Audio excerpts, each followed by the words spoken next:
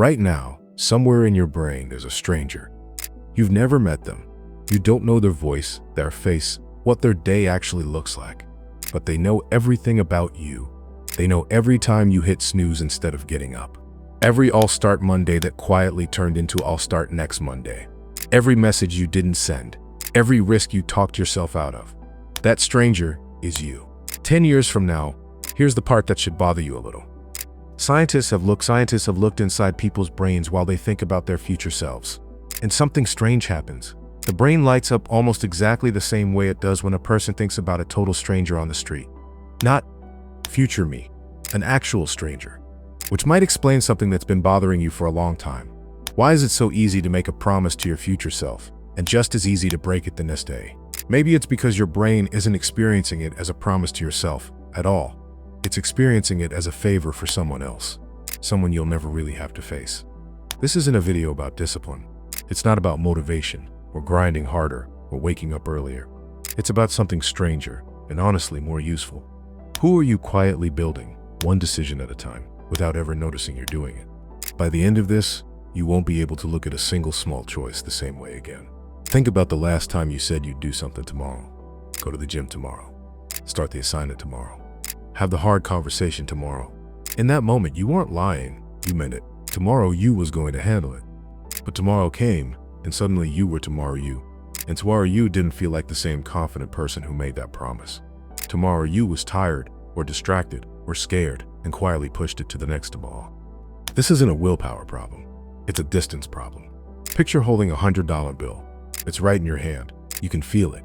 Now picture someone telling you that you'll get $120, but only in a year. Suddenly it doesn't feel as real. It's not that you don't want more money. It's that the future version of that money feels like a rumor, not a fact. Your brain does this with everything. Rewards, consequences, even you. The closer something is, the more real it feels. The farther away it is, the more it turns into an idea instead of an experience. That's why tonight's junk food feels like a fact, and the version of you dealing with the consequences feels like fiction. And there's a reason this pattern is so hard to break. It's not because you're weak. It's because, for most of human history, this pattern kept people alive. Imagine you're standing in a forest thousands of years ago, and you find fruit hanging from a tree. You don't save it for later. You eat it now, because later might mean it's rotten, stolen, or you're dead. For almost all of human history, waiting was a gamble, and eating now was the safe bet. Your brain still runs on that same old software. Except now, the fruit is a phone notification. The tree's a paycheck you could save or spend. The gamble is your health, your degree, your bank account, 20 years from now. We're playing a modern game with ancient instincts, and the mismatch shows up everywhere. There's a small structure in your brain called the limbic system. It's fast, emotional, and only cares about right now. And there's another part, right behind your forehead, called the prefrontal cortex. It's slower, quieter, and it's the only part of you actually capable of imagining a future and planning for it. Every time you choose between scrolling and sleeping, between the couch and the gym, between comfort and growth, these two parts of your brain are having a silent argument. And most of the time, without you even noticing, the ancient one wins. Not because you're broken, because you're human. But here's where it gets interesting. Even when the ancient part wins, it doesn't do it through laziness. It does it through disguise. There's a quiet belief almost everyone carries without realizing it. We know, looking backward, that we've changed a lot. The person you were 5 years ago liked different things, feared different things, wanted different things. But ask that same person how much they'll change in the next 5 years, and something strange happens. They assume they've basically arrived, that who they are right now is close to the final draft. Researchers have a name for this. They call it the illusion of the end of history. People at every age, 18, 30, 50, all say the same thing. I've changed a lot to get here, but from here, I probably won't change much more. Every single age group is wrong. And this illusion is expensive. It's why people take on 20-year commitments based on what feels true tonight. A career, a relationship, a belief about who they are, locked in by a version of them that won't even exist in a few years. You are not a finished person reading this. You are a draft, and every choice you make tonight edits the next draft, whether you're paying attention or not. So if the future you is basically a stranger, and your brain keeps discounting them like they're not real, and you don't even fully believe you'll keep changing, how does anyone ever manage to build a good life? The answer isn't more motivation. It's a shift in how close you let that future person feel. A few years ago, researchers ran an experiment that sounds almost like science fiction. They put people in virtual reality and showed them an aged, digitally altered version of their own face. Not a stranger's face. Their own face, decades older, looking back at them. Afterward, those same people were asked how much money they wanted to put toward retirement. The ones who would look their older self in the eyes chose to save significantly more than the ones who hadn't. Nothing about their finances had changed. Nothing about their job, their salary, their bills. The only thing that changed was this. For a few minutes, their future self stopped being a stranger and became someone they'd actually met. And that's the real shift hiding underneath all of this. Discipline isn't a personality trait some people are lucky enough to have. It's closeness. It's how real your future self feels to you in this exact moment. People who seem naturally disciplined aren't fighting their impulses more successfully than you. They've simply stopped treating their future self like a stranger doing them a favor and started treating them like someone they actually care about, a friend. Someone whose disappointment would genuinely hurt. Which means the question was never, how do I get more willpower? The question is, how close do you let that person get? Here's something almost nobody tells you about change. It's invisible while it's happening. Zoom into a photograph far enough, and all you see is a single pixel, a meaningless little square of core. It tells you nothing about the picture. Every choice you make today is one of those pixels. Skipping the gym once, reading 10 pages instead of 0, sending the text instead of overthinking it for 3 days. On its own, that pixel means nothing. You won't feel it. Nobody will notice it. That's exactly why it's so easy to dismiss. But step back far enough, and thousands of those pixels stop being random noise. They become a picture, and the picture is you. There's a quieter, stranger version of this idea too. A ship leaving a harbor and drifting just 1 degree off course won't look different for miles. The land is still visible, nothing seems wrong. But stretch that 1 degree drift across an entire ocean, and the ship doesn't end up near its destination. It ends up on a completely different continent.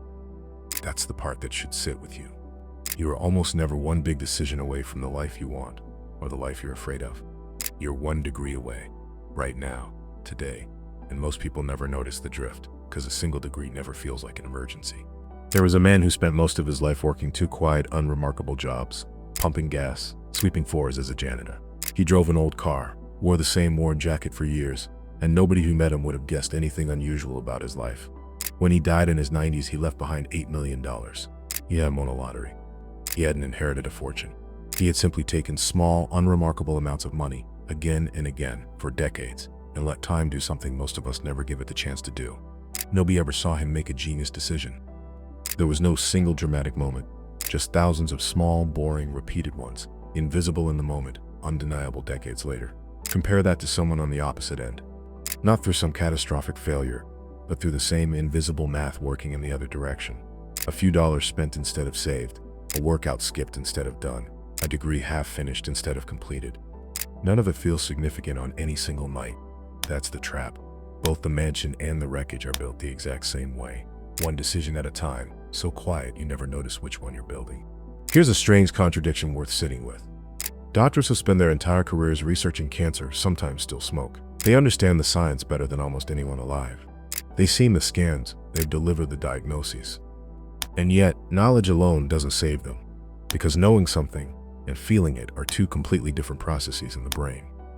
This matters, because if you've ever felt frustrated with yourself for knowing better and still not changing, that frustration was aimed at the wrong target. You were never missing information. Almost nobody is. You already know sleep matters. You already know the extra scrolling isn't helping. You already know what the hard conversation would fix. The gap was never knowledge. It's that the discomfort of tonight always feels louder than the cost of tomorrow, because tonight is the only one your body can actually feel. This is also why willpower, as most people imagine it, is a bit of a myth. The people who seem to have the most self-control usually aren't fighting temptation harder than you. They just quietly remove the temptation from their environment, so there's nothing left to resist in the first place. Less deciding not to check the phone, more leaving it in another room. Discipline at its core was never really about fighting yourself. It's about not putting yourself in the fight in the first place. So here's a filter, quiet and simple enough to actually use tonight. When you're deciding whether to send the text, open the book, close the laptop, or stay on the couch a little longer. Before the choice, ask one question. Not, what do I feel like doing right now? Instead, is the person I'm becoming going to thank me for this, or quietly resent me for it? That single question does something the abstract idea of the future never manages to do. It turns a stranger into a person, someone specific, waiting on the other side of tonight, who either inherits your effort or inherits your excuses. Not out of guilt. Guilt fades by morning and rarely changes behavior. This works differently because it's not about being harder on yourself. It's about being more honest with yourself for just long enough to make one better choice. And here's the quieter truth underneath all of it. You don't need a perfect answer every single time. You just need to stop pretending the question doesn't apply to you tonight. Nobody becomes a different person in a single moment. That's not how any of this works, no matter how the story gets told afterward. What actually happens is quieter than that. Every choice you make is a small vote for the kind of person you're turning into. One vote doesn't decide the election, but there is no version of this where the election gets decided without them. You are not waiting to become someone else someday. You are building that person right now, tonight, in a decision so small you almost didn't notice you were making it. The stranger in your head isn't a stranger because they're far away. They're a stranger because you haven't looked at them closer enough yet. Look a little closer tonight. They're closer than you think, and they're paying far more attention to you than you've ever paid to them.